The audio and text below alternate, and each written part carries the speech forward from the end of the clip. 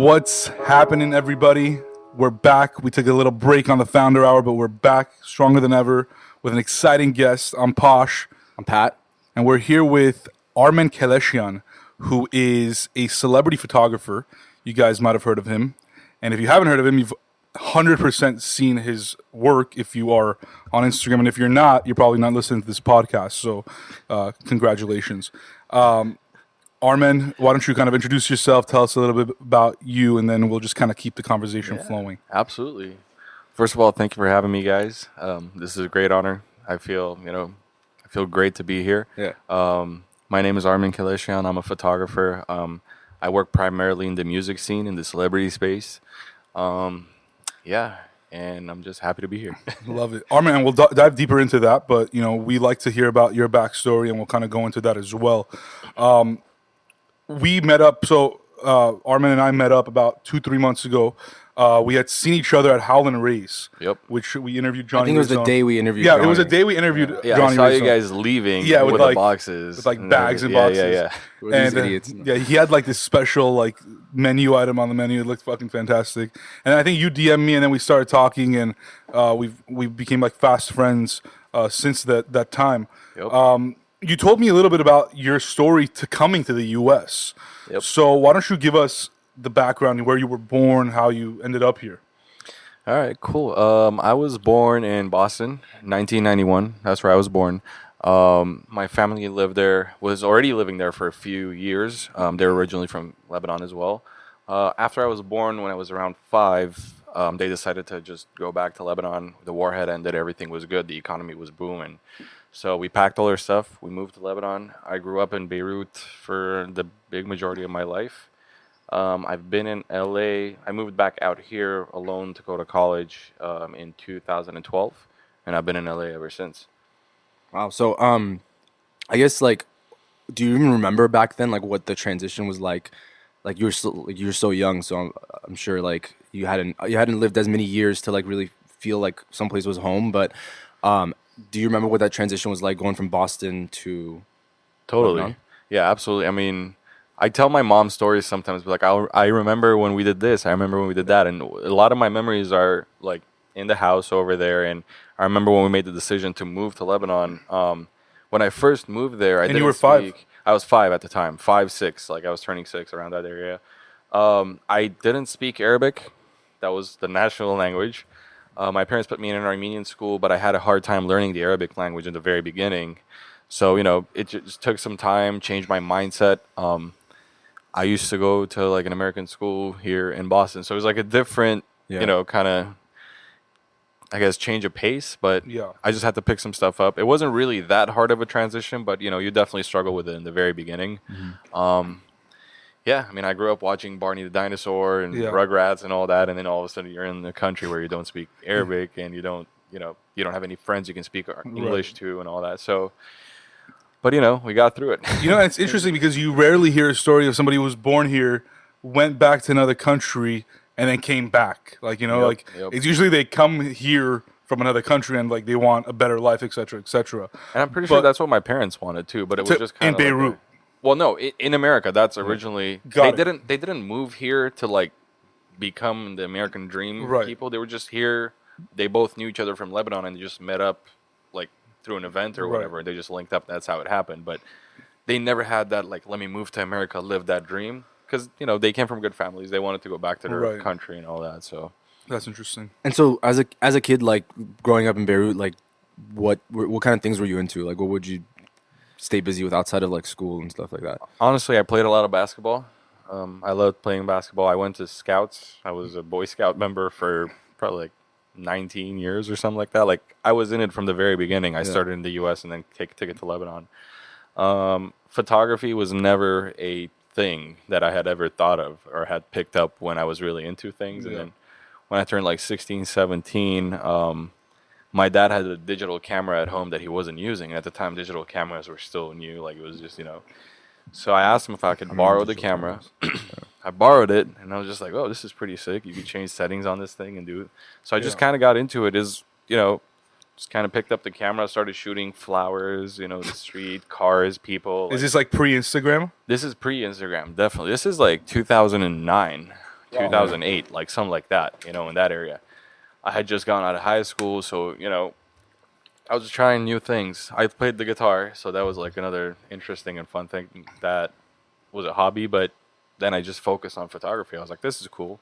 So I started shooting like landscape. I would go like during sunset, shoot something at the beach, just kind of get to learn to use the camera. And then one thing led to another. Yeah. When I turned 18, my dad and my parents bought me a camera. And my dad said, hey, we didn't think you would take this thing so seriously, but since you borrowed the camera, you've been taking some cool pictures, so we wanted to give you a gift that you'd enjoy. That's cool.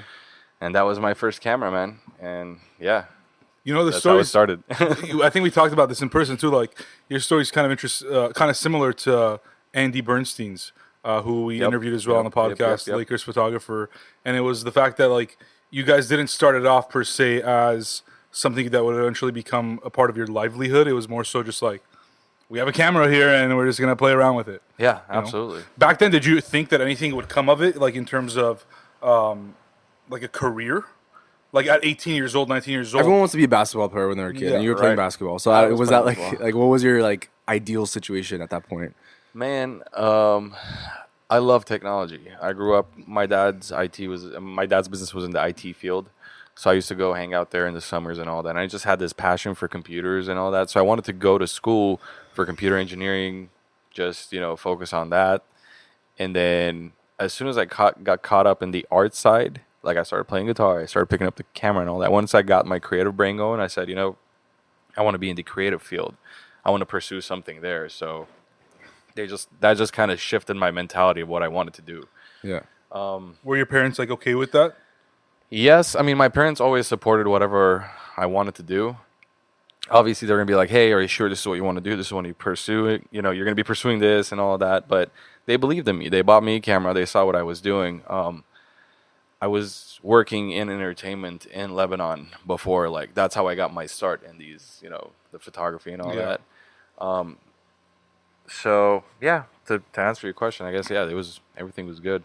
Yeah. And did you know anyone at that point that was like maybe a photographer professionally that you were like, oh, that's a cool lifestyle to have, or were you just kind of going off of like, this is what I like doing and enjoy doing, and I'm gonna give it a try? Like, This is crazy. I got into the photography time in Lebanon where like everyone started picking up cameras and everyone wanted to be a photographer and all that because Facebook had just started popping. Everyone like had pages on Facebook, right? It would be like Armen Keleshian photography. yeah. Fucking Posh, and everyone had their own business. business on Facebook. Yeah. So it was booming at the time, but I didn't really have anyone that was per se like someone that I looked up to until I got into the entertainment field.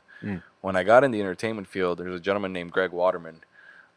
He's photographer. He's the resident photographer for System of a Down, but at the same time, he had done Marilyn Manson, Linkin Park, Like Lil more in the Wayne. rock scene. Yeah, he was in the rock scene, but he had also worked with a lot of hip hop acts. I really, really loved his photos. Like, this is on MySpace. Like, this is MySpace days. Yeah. I sent him a message, and I was like, "Hey, man, I really love what you're doing. You got me inspired to go into the entertainment side, and I kind of want to. Hopefully, one day I'll get to meet you." At this point, I had no plans to move to LA at all. Did you have any expectations that he would actually answer? To be honest with you, not really, but I just shot, I was just like, I'm going to shoot my shot, why see not? if this works Yeah. or not. Yeah. He got back to me. Very nice, very kind guy. He's like, I really appreciate you saying that. It's like, hopefully one day we can meet in the United States. And sure enough, when I first moved out here, he was one of the first people I hit up. Wow. We met up together, and he's like, what you got here is great. You got to focus on this. This is how you want to go through Hollywood. So he gave me a lot of, advice that I would not have had unless I had met up with him. Why don't we talk about that a little bit? I mean, Okay. So how did you? So you moved back to the U.S. Mm-hmm. What year is this? 2008, 2009? 2011 December is when I moved here. So about 8 years ago. Yeah. You have no plans. You have no idea what you're going to do in the U.S. or you do? I did. So I started college in Lebanon. I started doing my freshman year there, and I just wanted to continue going to college here. And I was like, let me just go to college, get a degree, So I started down the street, at GCC. Glendale Community College, shout out. And Pasadena Community College at the Wow, same time. neighboring city, 2 shout outs. When I used to live in Studio City and I didn't have a car, so I would take the bus and Oh all man, that. yeah. It was like that's a rough LA life, man. yeah. So it was great though. Like I remember Yeah. those days; they were great. So I started going to college here. I did my courses and all that, and I did not want to go to the 4-year institution. I didn't see the point in it because I was already working in the field. Yeah. When I moved out to LA, I knew this is what I wanted to do, and I'm not sure if you said it, but what were you studying, or was like the goal? Oh, sorry, I was on business. I'm so It sorry. was business. Yeah, Okay, that's okay, how I cool. mentioned it. No, yeah. But yeah, I was like, let me get into business and all that, but I didn't see the point in going to the art side of school. Like, Yeah. 4-year, to go to university to pay all that money. Yeah. I'd rather get the hands-on experience that I was already getting, sure enough, early on. And what was the idea with business? Like maybe I'll like learn how to operate my own business or something like that, or I've always wanted to own like a restaurant, a coffee shop, something like that. Like I've always wanted to be, in that field. So it's like if I understand the business side of it, I could just dive deep into it. And if that doesn't work, I can look at any other options. It just kind of wires your brain to think differently. Right. There's something that, Yeah. So I want to go back to, was his name Waterman? Yeah, Greg Waterman. Greg Waterman. So you come to America. Tell me about you hitting him up and what happened during that meeting. Greg Waterman, I had previously hit him up on MySpace and all that. When I moved to LA, I tried to get in touch with him through his website. There was his email on there, so I sent him an email. Yeah. I said, hey, Greg, I'm not sure if you remember me. I'm the kid from Lebanon, yada, yada, yada. I just moved to LA now. I'd love to meet up with you, show you some of the photos that I've taken, and just kind of have a conversation. So he reached back out. He's like, hey, man, I'd love to hang out. Let's set up a time. So we met up at Kitchen 24 in Hollywood. Yep. We Right sat across down- Michael's office. Right across Michael's office. Yep. We sat at a table and just kind of explained to him what I'm trying to do here. I just gave him basically the first half of this podcast. I explained everything to him. He's like, that's really cool. He didn't have any opportunities for me at the time, but he's like, keep on doing what you're doing. I know for a fact that you're going to get somewhere doing this. Wow. He's like, he noticed that my pictures are primarily in the hip hop scene and all of that, while he was a rock star photographer. So he just kind of like, he's like, I'll be here when you need help. We can meet up, we can talk. But it wasn't really like, hey, come shoot this next show with me. yeah. Right. So, we kept crossing paths at different shows, different places. Always shows me love on social media. I do the same, He's a great photographer. So I really look up to him. What came out of that meeting? Like, what did you take away? The one thing that I really took away is that it's all about building relationships and keeping it genuine with people. It's not more about, hey, I'm this guy, I shoot these people, and this is what I do. It was more like, keep it genuine. Be real. Be real with them. Be honest. Don't bullshit them. Don't upsell them. Don't overcharge them. Just do your thing, and your good work will keep on opening doors for you. Yeah. And that's honestly like a really valuable piece of advice. Yeah, and I think that's something that could be applied to anybody, honestly, like in life, like in school, in your job, whether you're starting your own thing. Like, I feel like people, especially these days, can spot fake Absolutely. like pretty quickly, whether it's fake news or fake followers or whatever it might be. It. Like, It stands out, man. A lie is eventually going to come out. Anything fake is a lie. It's not reality. So it will eventually surface. you know? And I kind of feel like a lot of people like understand that from the get-go, and then at some point like they lose sight of it, and then before you know it, they make that mistake, and they're like, well, their reputation's like ruined, I mean, to be honest with you, there's no point. You can do the fake it till you make it thing, but there's no point in you trying to overly do it to look like you've already up there and you've made it and you have these connections when it's very apparent, especially on social media. Yeah. People look at your engagement, who's following you, all that stuff is really important. So people don't realize that doing the fake stuff looks good on the surface, but when you scratch a little bit, there's nothing down there. It's all empty. Yeah. When you're having this conversation at that time, you mentioned that you were like doing a lot of hip hop shows and stuff like that. How did you get into that scene, like in the beginning? When I was in Lebanon, so I should give you guys the intro of how I got into the entertainment industry, and then that will kind of explain it. There's a really good friend of mine. His name is Nimr Abu Nassar, big stand-up comedian. He's the biggest in the Middle East. He's great. He lives out here in LA now. Great guy. Maybe we got to have him on the show. Oh, dude, he's definitely the guy you want to have. Yeah. So he was this comedian on the radio. He had 3 shows on the radio, on the biggest radio station in the Middle East at the time. It's called Mix FM. His show was 3 times a week on the radio. It started off with twice, and then he turned into 3 times. He would just like have people call in, laugh, just kind of have a conversation, shares jokes on the air. So that radio station were the people that were bringing artists to come and perform in Lebanon. They were the concert promoters and everything. So Nimmer gave me a chance when I was 16. He hit me up. I kept emailing him, and I was like, hey, man, I would love to come shoot your shows, kind of get, a feel for how to shoot at night or whatever. So I emailed him. I was like, hey, man, I would love to come out to one of your shows, meet up. So I met him at a show.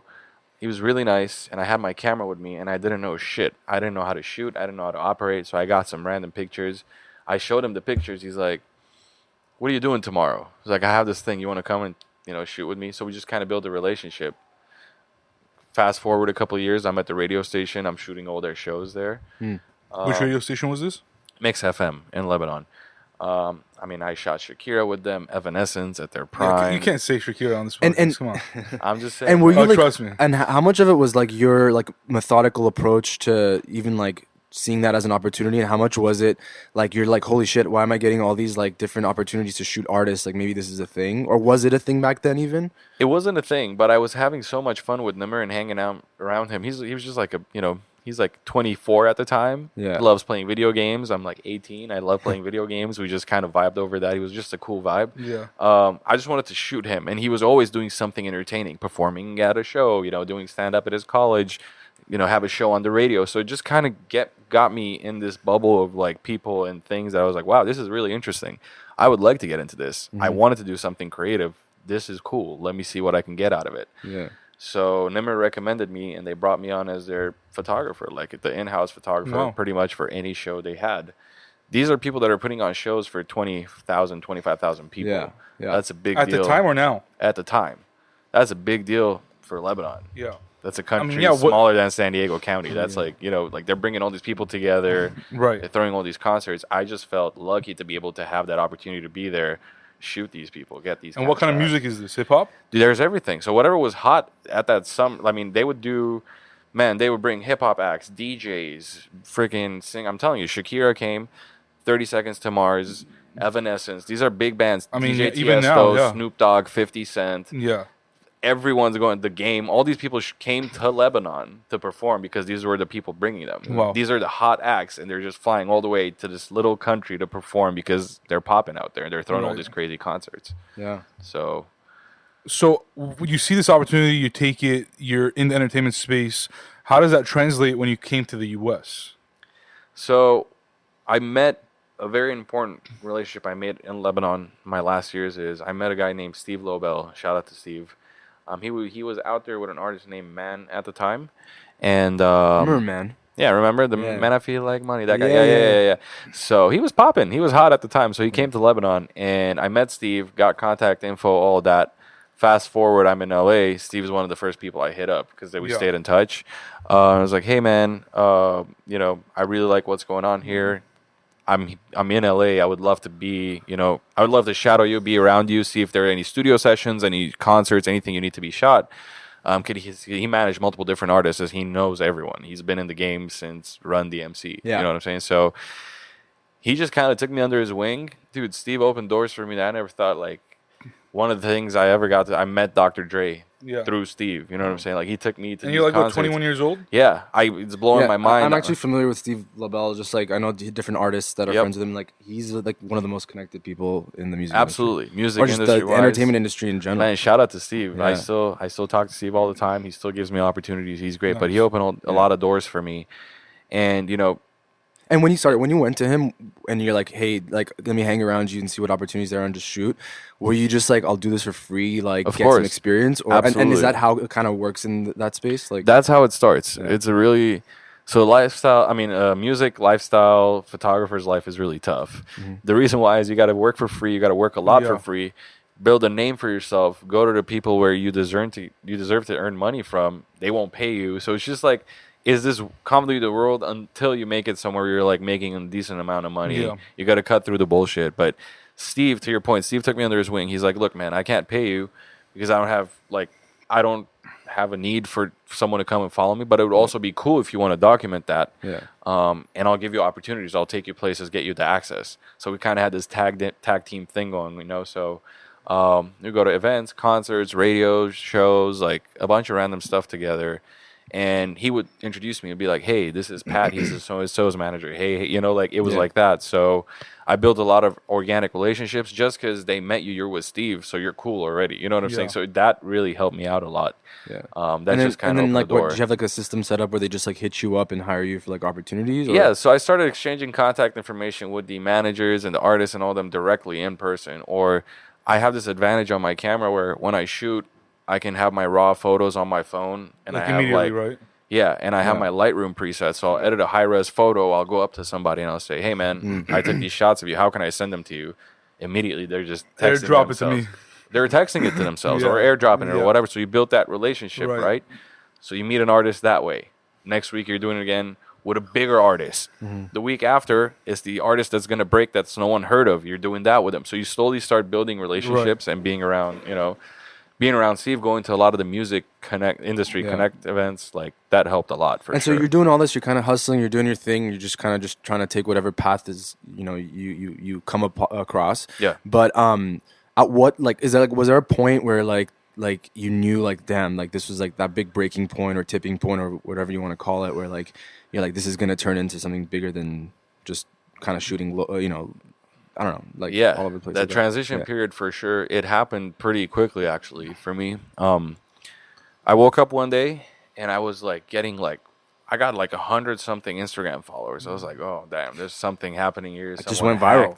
Someone hacked my shit. Someone put me on a bot or whatever. Put a Ray-Ban picture on my post. You know what I'm saying? Like they just went. I was like, okay, something's happening here. And I look, and it's just like a bunch of people.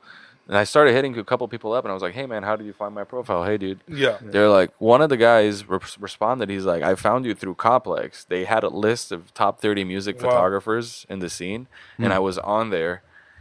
And I was like, what just I had no idea. I had no connections there, nothing. The only thing that had happened is I once posted a picture of Post Malone and Complex reposted it.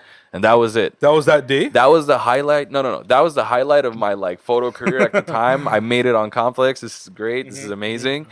And I got, you get some engagement online. For sure. But that was it. And then all of a sudden, like 2 months later, you end up on this list. Dude, it was game over. Like, I reached out to them. They connected me to their people. So I'm out with Steve. I'm shooting the hottest events. I'm sending them the photos. They're blowing me up on social media. Right. They'll tag you. They'll give you credit. They're really nice people, right?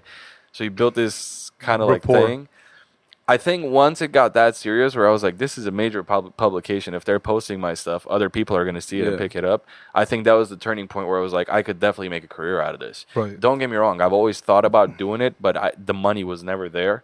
So I was just like on the verge of giving up. And I was working at Apple at the time, and I was getting into the IT world. I remember that. Like I was working at the Apple store just fixing computers and all that to get by. Yeah. And at nights I was out shooting shows. So and like, I mean, in the off chance it didn't end up becoming like a career, like what else like would you have done at that point? Do you not know? Like you were kind of just like, I think I would have finished it, like going to college, getting the degree, work in a company, kind of keep your head down, work your way up. I think that's what I would have done. But that's never. I can't imagine doing that. Did that thought at the time though? Like did you hate that thought? Yeah, I wanted to do anything to get away from that lifestyle because I could have done that. Look, you can do things to make money. Doesn't mean it's going to make you happy, right?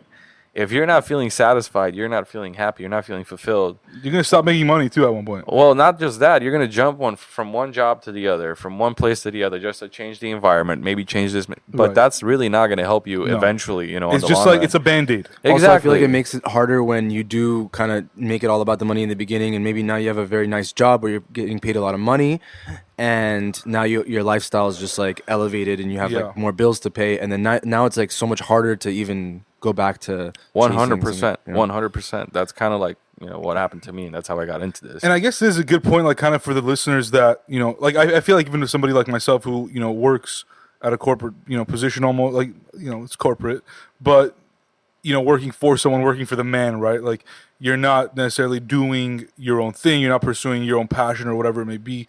I feel like there's a lot of people out there that jump from the job to job. I mean, I've done it. Pat's like kind of done it ish, and there's a lot more people that have done it and still do it and will continue to do it. How challenging was it for you to get out of that comfortable, like having that job at Apple, to pursuing this passion of photography that you were good at, were getting recognized for, but didn't really know what could come of it. I think that time was really hard. When I was going to leave my job, I was leaving a job at the world's #1 company with full-time benefits, everything, vacation, hours, 401k, anything you can think of, right? But I had all that would guarantee me a life in the future where I don't end up homeless or something like that, right? I work really hard. I put money aside for retirement and all that. But do I just want to live a life, or do I want my life to have a purpose and a story that I can tell through it? That's kind of like, I don't know. I've always wanted to build this legacy kind of thing. You know, like that's the feeling that just kept me saying, you know, I can give all this up. It's going to be really challenging. I'm probably going to have to do anything to survive. Yeah. And sorry to cut you off, but like where do you think that like realization of that feeling came from? Like, did it come kind of naturally to you? Like, you can't remember if there's like a certain time or thing that happened maybe when you were younger that was like, I don't want to just kind of get by, like, you know, go through the motions. I want to build something special, build a legacy. I don't know, man. I always feel like I've done things differently like that. I've always looked at things differently like that. Not kind of like, you know, I want to follow the status quo. I want to follow the rules. You can bend them a little bit. So that's why I was just like, I never had that path lined out where I wanted to be, you know, in that 9-to-5 job, this and that. I never saw myself as a job person, to be honest with you. Yeah. I still, you know, I had a job and all that, and you need that to get by, but doesn't mean like you're going to do that for the rest of your life. You just kind of have this feeling where you feel like you're more empowered. You could do a little bit more than what they're asking you to do. And when you try to do it at your job, some people might get jealous. They might not like it, and they'll get rid of you. So, I don't know. You just got to think outside the box, and that's just kind of how I always saw it. Yeah. So you left Apple.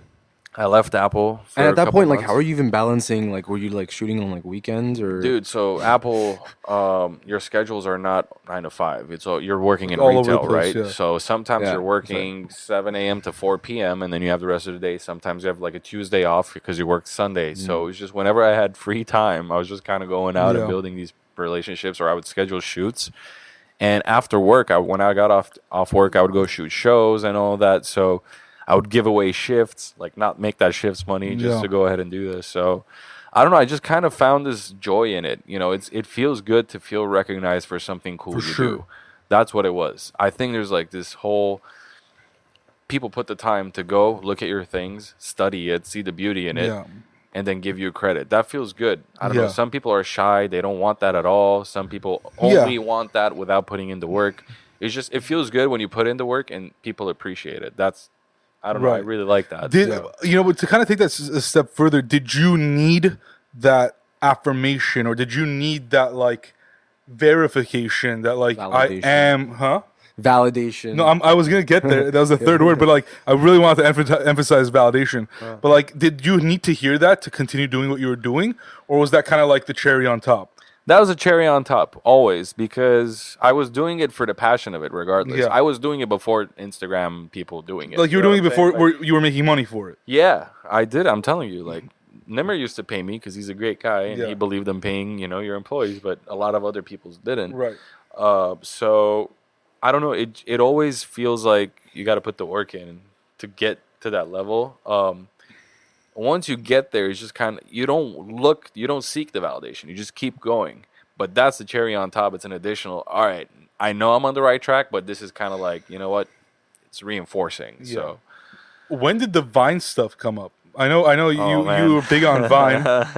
This is like when Vine was still around. RIP. Now it's like what, TikTok? RIP OG Vine. Is it TikTok now? It's TikTok. I don't even know what TikTok. I saw it a couple times. I don't even know what it is. I can't. It's too weird for me. Man, honestly, how did the Vine thing happen? Dude. I remember that. That's how I was first introduced to you. Yeah. Before I met you. Man, to be honest with you, the Vine thing, for the listeners who don't know, I used to make a lot of funny Armenian Vine videos with my really good friend Michael Sidurian. Vine came out. We have a friend. His name is Armen Keleshian, right? He's always into this like cool stuff. I went to middle school with him. Yeah, I was with him last night. He's a great guy. He always was on the new stuff, the hip stuff, and he came up to me and his brother one time. He's like, "Yo, this app is sick. This is gonna blow up." Avo. We're like, "What?" Yeah, Avo, and we're like, "What is this?" And he's like, "It's videos that loop, bro. It's 7 seconds. They're sick. People are gonna get creative with this because he does visuals and all that. Yeah. So he thinks differently." And we laughed at him. We're like, "Okay, cool." So we're making like these random Vine videos. I was on Vine. It was popping, and I saw one of Michael's videos. And I was like, who the hell is this kid? Oh, you didn't know him? I had no idea who Michael was. Oh, wow. He's like, who the hell is this kid? Like, what is he doing? You know, like, so I saw it and I was like, all right, this guy's pretty funny. But it sounds like he grew up in the U.S., so he doesn't have the real OG, Beirut feel to his jokes and all that. I was like, I'm going to go in on him. So I started posting videos, tagging him in there and, kind of start this online thing. Okay, so sorry, you guys started Vine beef? It's not beef. It was just like Like it's a not beef. fake Vine collab. Like you didn't really know you're collabing, but you were. Yeah, exactly.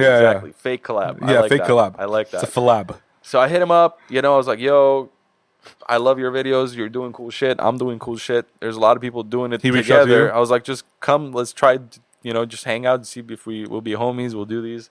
So we met up through Avo and Armand. They're related to him. And, that's how I met Michael. We immediately realized that we have a lot of things in common. We think the same way. We want to achieve the same thing. So we started doing Vine videos together. And it took off in the Armenian community. It was a major boost. I mean, what kind of stuff were you guys doing? Man, it was all like things that your mom would tell you. Like, Can you give us an example? Give you an example? Be like, Dunenchelas Jacques Dunis. Like, that was like a big one, That's before you leave the house, get a jacket. It's Absolutely. a very common, Yes. I'm so Armenian sorry. phrase. Yeah. Do you have your jacket? Are you hungry? Have you ate? You look pale. Is everything okay? So it's things like that, like things were looping. Just like a worried mom. Right. And then we also had like funny Armenian sayings, like we would get things that if you said it in English, it wouldn't Makes no translate sense, to anything. Yeah. So it was just like little jokes that you can fit in 7 seconds, 6 seconds, or whatever it was, and people can relate to, right? And they listen to it over and over again. Yeah. But yeah, it took off. We did some cool stuff. We took it to the next level. We did some YouTube videos, like funny Armenian comedy skits. We realized we're really good at improvising stuff, like randomly come up with an idea and put it in a video. It was Pomegranate. Pomegranate, yep. So yeah, this is like a whole other part of my life that not a lot of people know, to be honest. Yeah, with so you. that's why we like to share it. I like it. Yeah, very nice. And that was this was like pre-photography. This is while I'm doing during. photography. so I'm working at working Apple full time. I'm working at Apple full time. Oh my God. While I'm driving from Apple to home or to a gig, I'm making funny videos and then hanging out with Wiz Khalifa for a little bit. So it was just like this crazy. Yeah. So I like that you started the name drops. It's real early. It only took 32 minutes, so it's pretty good. I like it. I don't like to brag, man. I would have dropped it at like minute 3, but it's okay. So obviously, early on we said you're a celebrity photographer. Yep. What was that big gig that kind of got you rolling? So when the whole Complex thing started happening, right? It wasn't just Complex that was boosting me. I was also getting exclusive access to places where you're not even allowed to bring cameras and taking pictures of all these people. And I was the only people that had it. I was the only person that had it. People at Getty hated me for it because they wouldn't get the exclusive photos. I just had this thing. So Is it because you had built those like connections? I had built the like that? connections. I'm in places where people they'll turn away the Getty photographer, but I'm still hanging out. So it was just like because Steve, I'm telling you, like rolling with him was golden ticket.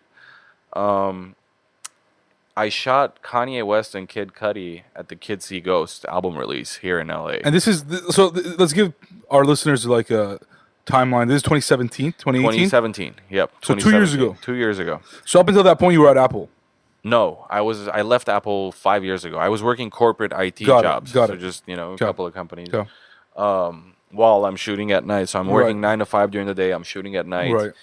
So 2 years ago. 2 years ago, the Kid See Ghost concert, album release. I'm there. I get all the shots. I immediately...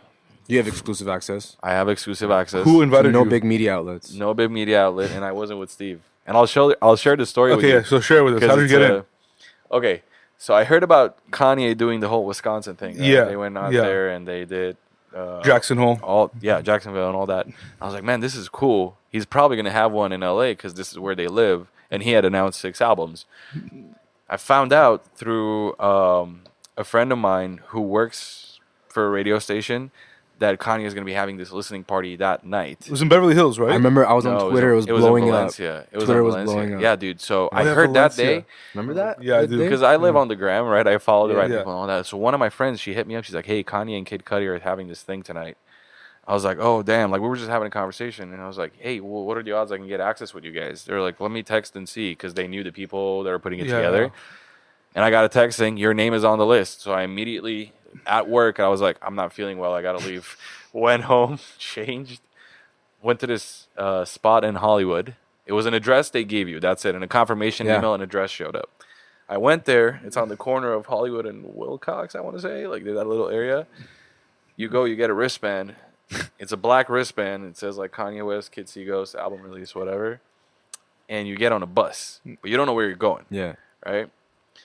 We get on the bus. I asked the driver, I was like, hey, how far are we going? So he goes, 2 hours south. I was like, what the fuck? We're 2 hours south? We're going to San Diego? We're going to Mexico? Like, where are we going? Security shit. Yeah. Dude, I'm like, what the hell? It turns out they had told the drivers to tell people that so people don't know where it is. So the address. So they text other people, oh, we're 2 hours away from like Hollywood. Yeah. So people are now like on a map 2 hours away. Can't go where. Absolutely. Yeah, they're seeing ghosts everywhere. Right? Yeah. We show up. We get on the freeway. We're going towards Valencia. He exits right in front of Six Flags. I was like, we're definitely not going south. That's, It's, So we pull up and we go into this gated community. It's called Ghost Town. Oh, yeah, I know exactly where that is. It's actually called Ghost Town? Yeah. Oh, okay. So they drop you off there, and then once you're there, you're good. You don't need camera access things. Like, once you're on that list, that means you can bring whatever. Yeah, you're good, right? Yeah. So we show up, man. I have my camera on me. I'm looking around. I see, like, YG is walking around. Ariana Grande is there. I was like, dude, I have my camera. I got to take advantage of this. Yeah. As I'm walking to take photos, I see Kim walk out. Kardashian. Kim Kardashian comes out. She's talking to people, hanging out, shaking hands. I went and spoke to her. She's really cool. Did you tell her you're Armenian? I did tell her I'm Armenian, and I said I was proud of the work she was doing for our people. And she said, of course, and she's going to keep doing it. I got to meet her. I was like, wow, this is my Kim Kardashian. This is crazy. I'm literally hanging out, eating Did you chicken take a wings. selfie with her? I have a photo with Kim. Yeah, Okay, somebody good. took a photo. Okay, good. Or else I wasn't going to believe this story. I'll By show the you. way, I'll show yeah. you everything. Hey, man, if there's no photos, I'm not going to buy it. No, but so we get there, and they're giving out free merch. I got like a hoodie or whatever. It was great. And I kept on walking. So you're walking towards this like uphill place, right? Right. And It's like a deserted place. It's in the middle of literally nowhere. Yeah. On a mountain. A giant mountain is behind you. That's Yeah. it. I walk up there, and there's a gated barrier. Like, you can't get past that. And past that looks like where the stage is, where this shit's going to happen. So I go up. There's people pushing, shoving, and I'm like, hey, man, I need to go get these photos. And security goes, you can't go in. I'm like, no. I work for the guys that did all the catering. I got to get these photos before people come up. He's like, all right, run up and come back down. And I was like, all right. So you're like, I ain't coming back down nowhere. Bro, I walked in. I'm looking. There's no one there. I'm the only guy. Giant is in front of this giant fire. And then I hear like people screaming. And they let the doors open and people were running. Oh, God. shit. Kanye walks out. Kid Cudi walks out there right there in front of this giant, massive bonfire, right? I'm so close to the fire that I'm burning. Like, my arm hair is burning. Like, literally that close. And people are pushing and shoving. So I take all these crazy pictures. And immediately before, like, I found out when the song is going to end. Right before it ends, I walked into this, like, VIP area where everyone was going to be later. And they shut that area off. So it's just, like, the Kardashians, their friends, their family. So that was, like, a lot of cool. And like to the people there, where you were like kind of like a working photographer, Dude, for yeah, them. so it was and so me. they didn't say Yeah, anything like, to you. Yeah. I mean, I look professional. Was there anybody else there that was shooting that? There were a couple people there, but they weren't really up in that VIP area because they didn't have any photographers. They were just like trying to hang out with their family, friends, whatever. So I saw a lot of people there. A lot of celebrities were there, obviously. So those shots, while we're there, coming from Valencia to home, you got to get on the bus. So it's like 45 minutes. In 45 minutes, I had edited all those shots. Like, I went through all my photos. I found the money shots. I edited all of them on my phone through Lightroom. I have contacts at Billboard, Complex, Highsnobiety. Just shot an email saying, yo, straight off the lot right now, I'm ready. Here you go. Here are the photos. Wow. I woke up next morning. Billboard immediately bought like 5 photos. I woke up next morning. Oh, they had to buy it. They buy, of course. You're selling them. Of course I'm selling these photos. No one else has those. So how did you send it to them? I mean, like, did you like put some watermark on it? Yeah, all watermarked. And if Okay, they wanted to buy it, I would take the watermark off. Okay. But at this point, I posted it on my Instagram. I tagged all these people. Yeah, you're like, fuck it. Dude, Revolt, Def Jam, Complex, Billboard. It's just everywhere. Like, that photo was... I'll show you the impression numbers. That's the most successful photo I think I've you've taken. shown me. Yeah. it's insane amount of engagement on my profile. That Like, what is it? Like hundreds of thousands of people? yeah, hundreds, like, well, we're talking about like 600,000 people seeing that post. So Yeah. it was really, really, really big. With your name right on there. My name on it, on my profile. I They're having to remember. go I to my remember that page. when Yeah, this I remember was that happening. photo. Like seeing like your tag, and I'm like, oh, this guy's Armenian. Holy Yeah. I shit! saw all my friends reposting. I think they just thought that you're Armenian, so they're like, we just got to post it. Dude, it They're was less great. concerned with the Kanye, probably. But that's like, that Yeah. was like a big break. Like, But you I were remember asking me what I that. was saying was like I remember how many outlets like posted that Yep. photo that Yeah. that week or. I'm really proud of that, man. I have a lot of photos that I've taken, but the photos I took that day and the way it blew up were probably some of the best photos I've ever taken. Really. Seriously. It was Did you know, though, that when you posted that, it was going to be like that? when I was in the bus coming back home and I was looking at these photos, I immediately knew, shit, like, this is Yeah. going to be big. I knew it. Like, when you see, you know, That like, feeling, that when you feeling see in your that gut. money shot, you feel that presence, not only because you got something exclusive, you could have just got the side of their face with your iPhone. Yeah. But it's more like the story, the vibe around it, the lighting. I don't know. There's something to Yeah. it. I saw it and I was like, wow, this is. You can feel the vibe, the energy over Yeah. there through those photos. That's Yeah. what a lot of people say. And we'll post some of these photos throughout the week on our Instagram, too, so like people could just Yeah, kind yeah, of And this enjoy is it. like man. smack dab in the hype of all this Kanye stuff. He's releasing all these albums like week after week. So it's like you knew like when you looked at those photos, I'm sure you're like I knew it's it. the right place, right Yeah. time. Like something's happening here. That's exactly what happened. And the week after that, I shot Kanye and Kim again at the Tiana Taylor album release Yep. with the Migos, Travis Scott, like Did everyone. she remember was there. you? No, I didn't really approach them like that. Got I it. didn't talk to them. It Got was it. because it was really crazy, and they showed up late, and it was a Yeah. lot of people, man. A lot of people. Yeah. Meek Mill, like a lot of people. Everybody, 2 yeah. Chainz, everyone's there. And at that time, like, are you even like getting to meet these people and have like build a relationship with them, or were you kind of just Depends like how crazy it is. If Yeah. it's like the hot moment and I need to get that shot, like Yeah. nothing's getting in my way. I'm getting that shot. So the relationships I built a week ago or a week and a half ago, I hit up the same people after that with the Tiana stuff. So the Tiana Taylor album release parties took off. So it's just right after that, you know, like it was just back to back things that happened. I went to Coachella. Like a lot of things happened back to back. It lined up perfectly, I guess, to just kind of keep going on this rise. I was riding that wave for a very long time. Who were the people that you were meeting, though? A lot of the people are people that are A&Rs, people that work at labels. Some people are management. Some people you're actually meeting the artist. Like it's the people that matter in the music industry. It's the same people that you see over and over again at all these music events, and they're all working together and making connections to move artists forward. Everyone's growing together. So it's just that general crowd of the right people you need to be around. That's who's there. Do you enjoy the culture? I love it. I love it, man. I love every bit of it. It's a very dirty business, the music business. That's probably why I will never get into like management or anything like that. An artist, it's a really, really dirty business. But at the same time, there's room for everybody to eat, to learn, to go get money. Like you could do it. It's a big business, biggest in the world, in my opinion, in terms of entertainment, more than TV and all that. Like there's a lot of money to be made there, and everyone can win. You know, with these streaming platforms and all that, the concerts, the touring. There's so much you could do. So yeah. I don't know. I love it. I love the hustle and bustle of it. I love it. Yeah, we were just talking about this today actually about like the just where music is going and like you see all these artists kind of like they're just like businesses themselves. You know? Absolutely. They're Which- brands. Yeah, exactly. Which I mean, I kind of wanted to like talk about you, like how you were sort of envisioning your brand at that time. Like, I know you're still working at Apple, right? Mm-hmm. Like, Well, my corporate IT job, I had left out. oh, okay, corporate. That's right. Corporate IT still job. working in IT. Yes. Yeah. So at that point, were you like, you know, I have a brand that I can like really, I guess, just put all my eggs in this basket, or I don't know, were you like not sure yet? It kind of happened because people kept pointing it out. A lot of people are like, "Hey, man, like all these photos that you're taking, this is great, but you're getting exclusive stuff. So you should sell your own brand. Your name should be out there. It should Yeah. really pop out." So I feel like that just kind of happened. A lot of people would be like, "Hey, man, you and Kevin Wong are doing the same thing. You guys are the same." Shout out Kevin. Kevin's a great guy. He's a great shooter. I shoot with him all the time. But they're like, "Hey, man, if that guy is doing great. If you're like shooting with him, that means you're at the right places with the right people. Keep Yeah. utilizing those relationships." So a lot of people just gave me that positive feedback, and you know, it's the things that I never saw it that way. Yeah. Like I just do it for the passion. I'm so passionate about it that I just do it. But like I was telling you earlier, when people come up and give you that positive reinforcement, it just kind of shows that you're on the right track of what you're doing. and then you need to take it a step forward. You Yeah. know? So I think that's what it was. Very. So, Armen, it's now been 2 years since you started.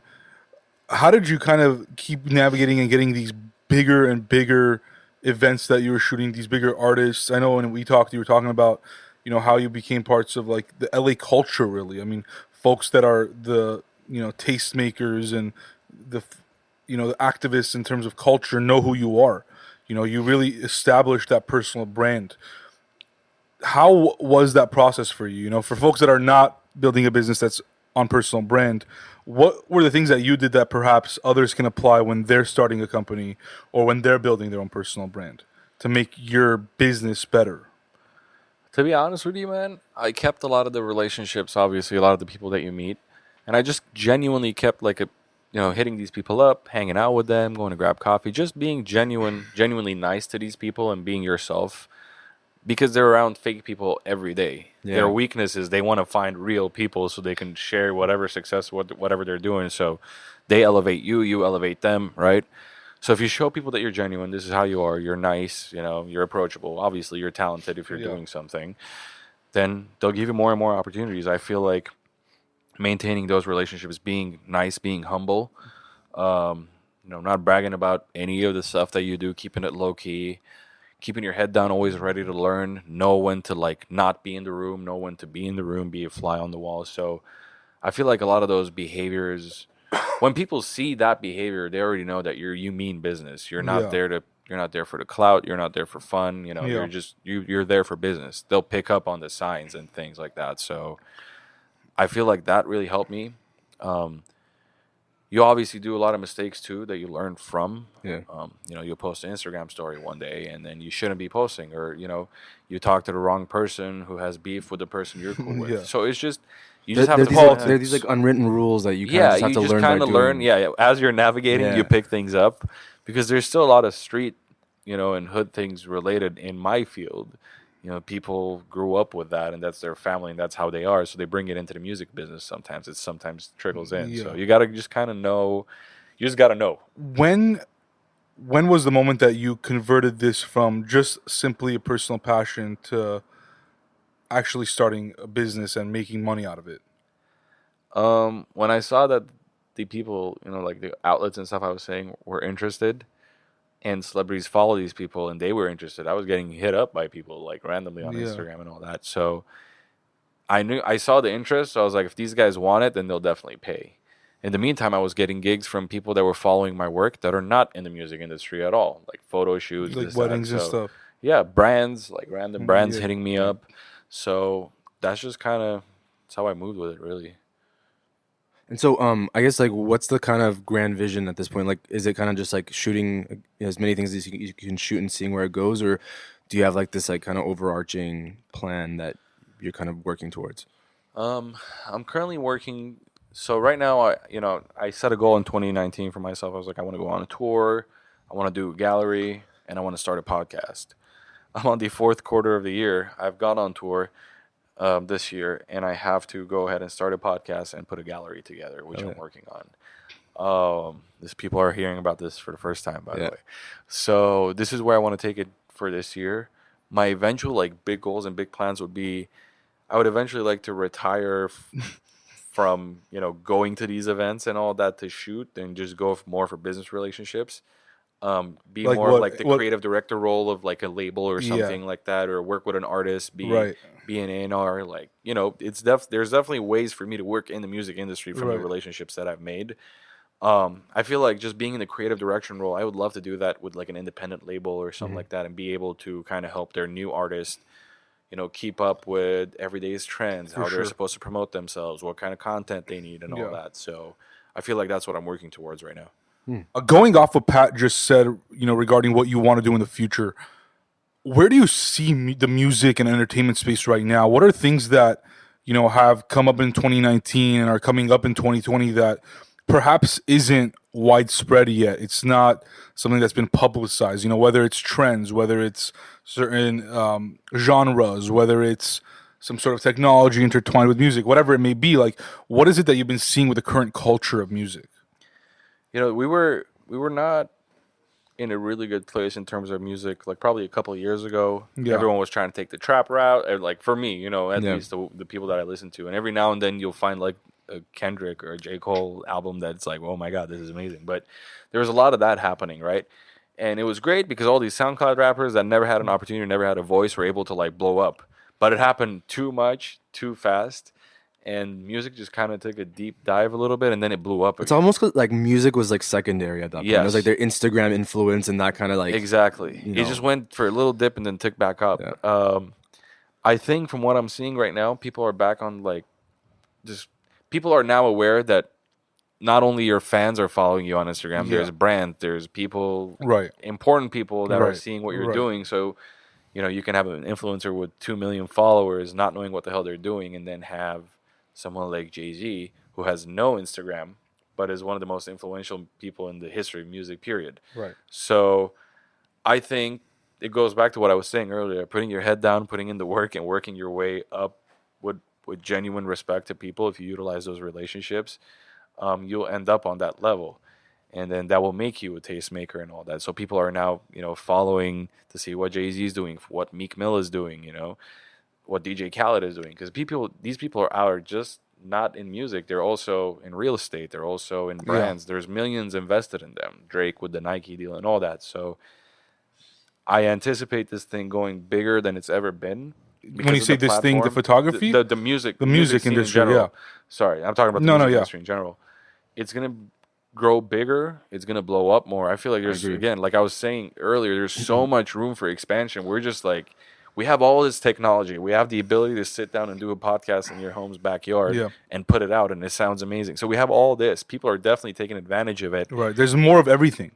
It became easier for everyone to have a voice Right, online. exactly. So you have to weed through the bad stuff, and then Which costs every now and then. dinero. Exactly. My thing was like, aside from what you're saying, which I agree with, it's also the discoverability of content. Which is gonna Absolutely. be, because there's so much noise, there's so much content out there. How do you discover the good stuff? An I mean, you go to is in and out. www.thefounderhour.com You know what I'm Exactly. and discover the good stuff. That's the plug I was going for. Exactly. 1, 2, baby.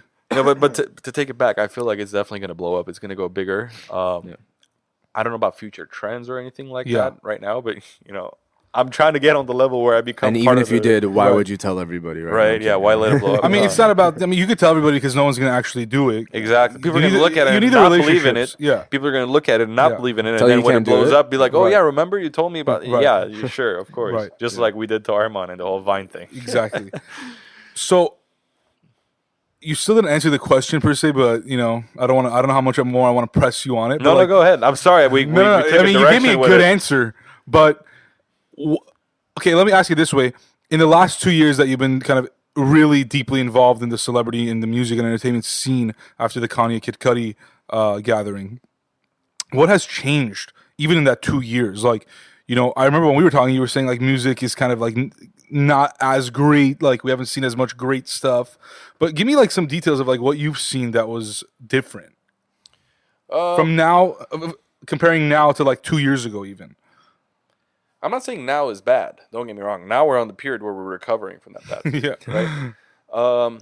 2 years ago and now, difference for me is I look at things differently. I look at the way I take these photos differently. Now I have in the back of my head, hey, if I take these photos, I know these publications will pick them up. I got to take them in a certain way, certain angles. For their style. Exactly. But before, it was just more like, I'm here, I have access, let me try to do the most out of it.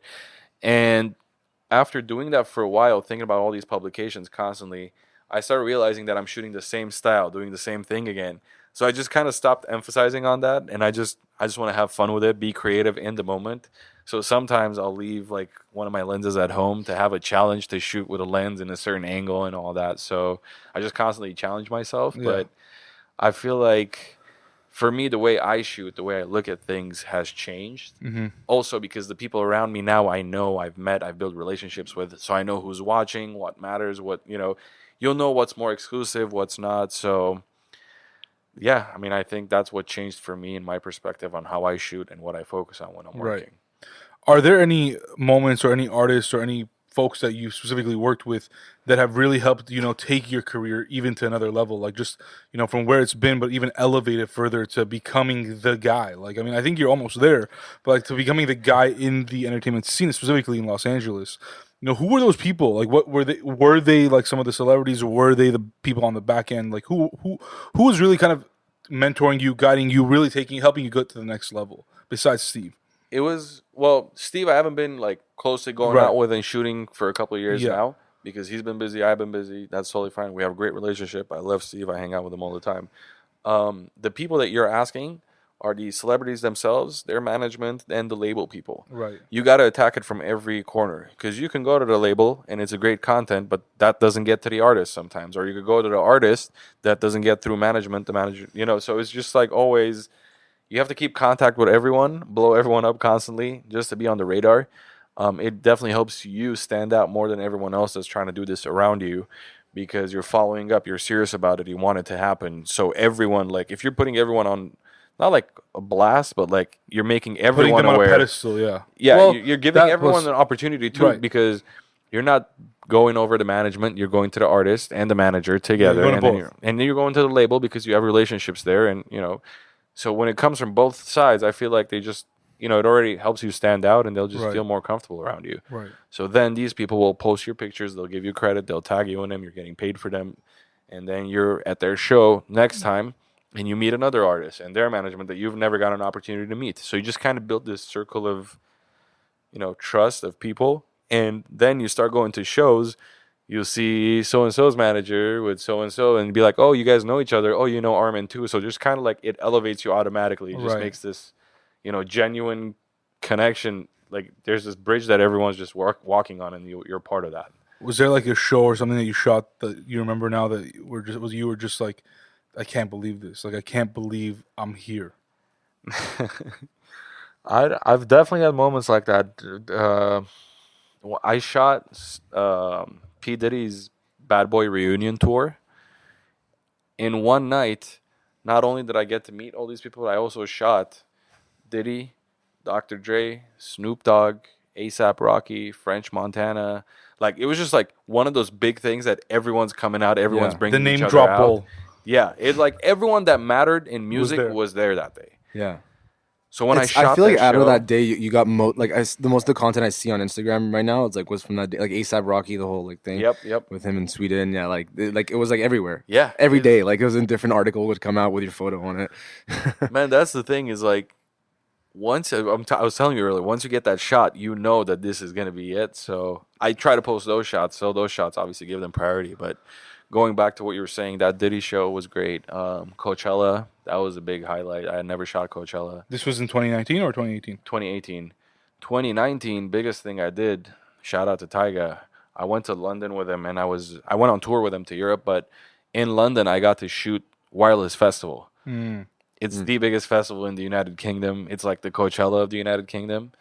And then right after, he also performed at Frauenfeld Festival, which is the Coachella of Europe. So it's like wow. massive. There's like 150,000 people. So like being able to be on stage More than Tomorrowland, huh? Tomorrowland is a different crowd. Got it. They definitely Got get it. more, Got but it. it's For a the different hip-hop crowd, From you're what I'm Right, talking about right. in terms of festival, Right. they also had DJs, but Right. it wasn't like Tomorrowland style, For sure. Just being able to be on those stages and just see these crowds and say, you know what? I'm the only one taking pictures of this set. There's no one, like there's the pit photographers that are shooting for the concert. Nobody else is documenting it. Yeah.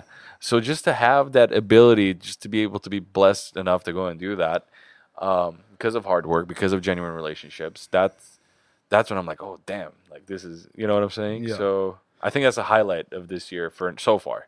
And do you feel like there is a friendship relationship, or is it more so like, photographer artist relationship? It's where you take it.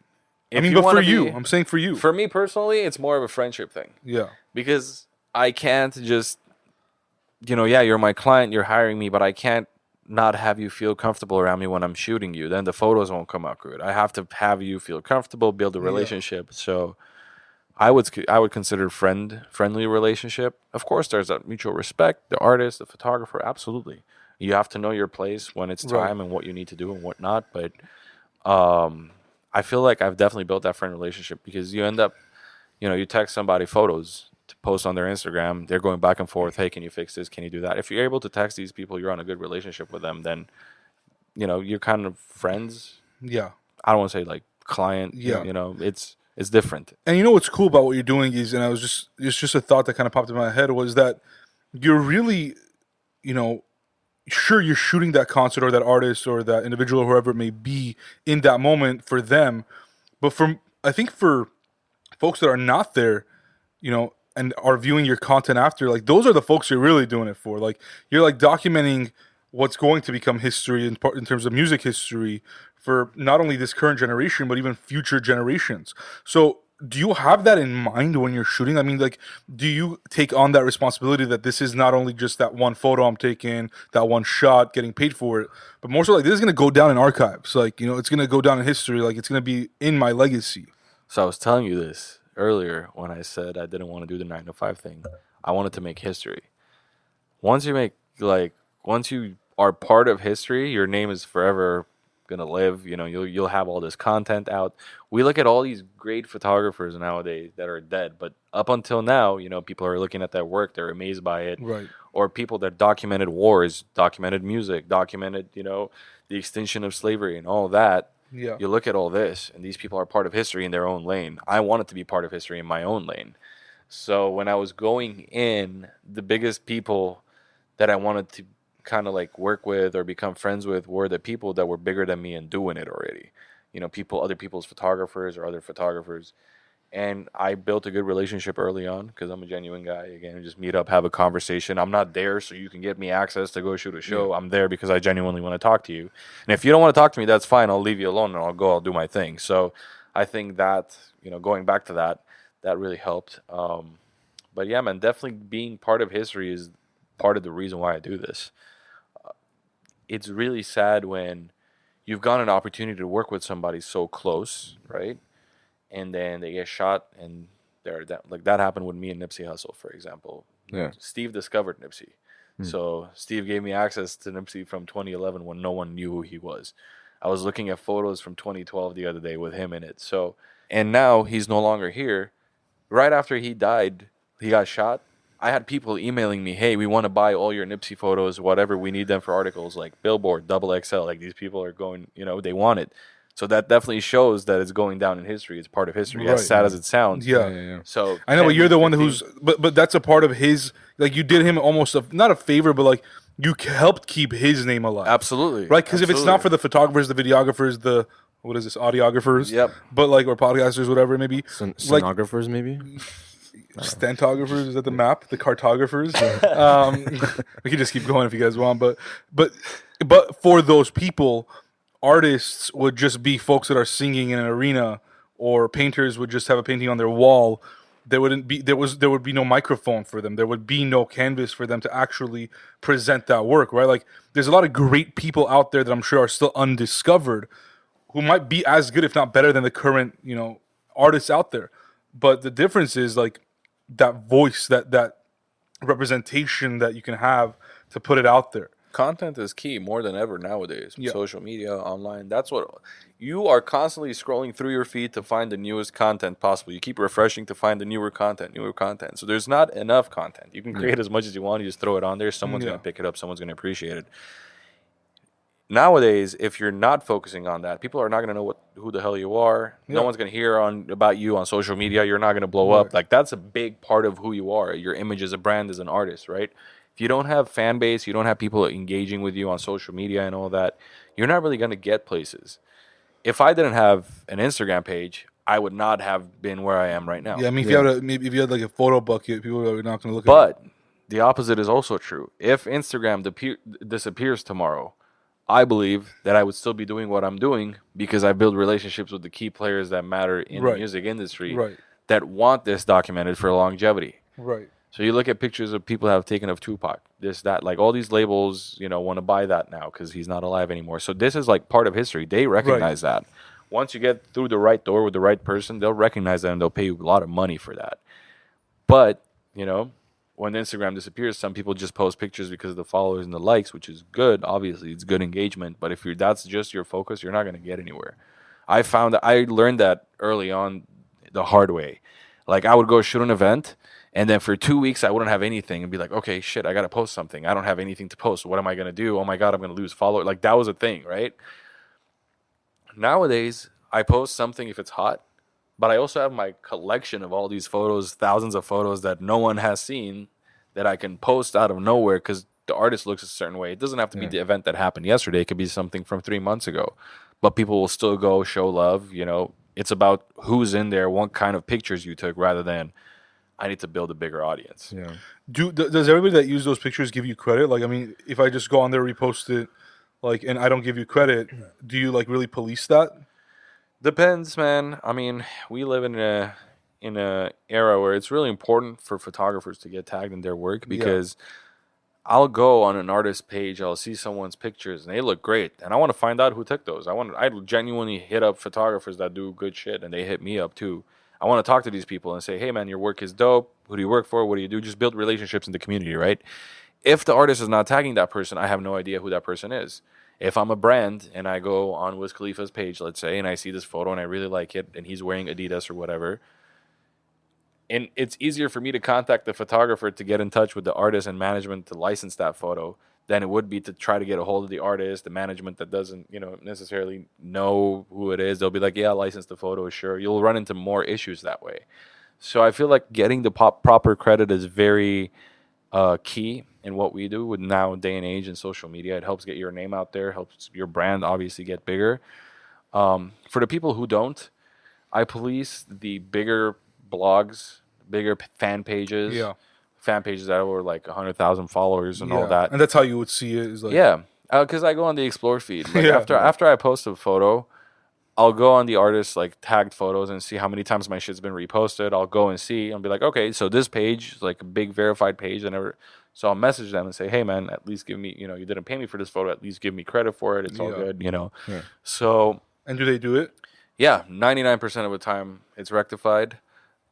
Sometimes, when you're hired by an artist and you shoot the photos and they're paying you and they just want the photos, when they post it and they don't tag you, like whatever. that's still okay. You got paid for it and all that. Yeah. But, if an artist picks up your photo and just posts it on there, no credit, it hurts. It's your work. At the end of the day, if I picked up their song and I record it, and put it out, it'll be a big copyright lawsuit, right? Yeah. So it's just... I was going to say, there's no laws around that yet. I mean, there are. And now it's It's harder to police. Now it's in the Supreme Court. Yeah. Now it's in the Supreme Court. There's a big new law passing for photographers. Are you lobbying?